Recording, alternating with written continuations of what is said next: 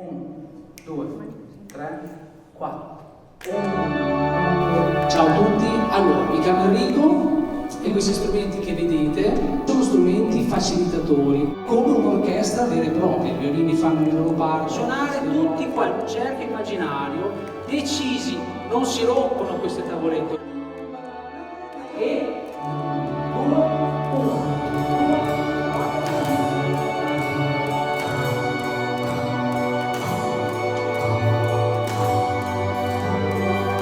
Questo braccio meccanico consente al musicista di rendere sempre efficace il suo intervento.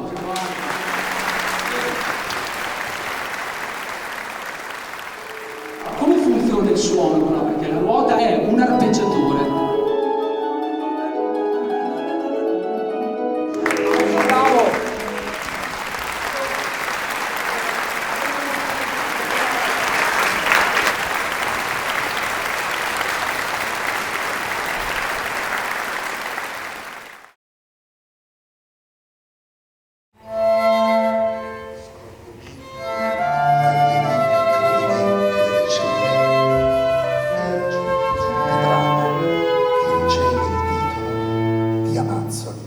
Delle Isole Fortunate.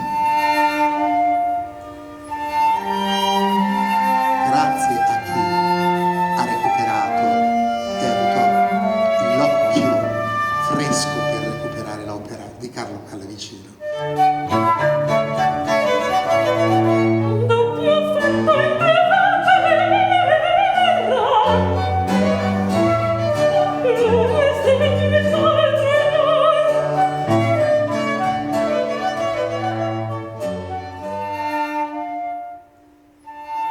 Un amore che spezza legami, crea legami, stendo, o cara, la mano, e io te lo assicuro.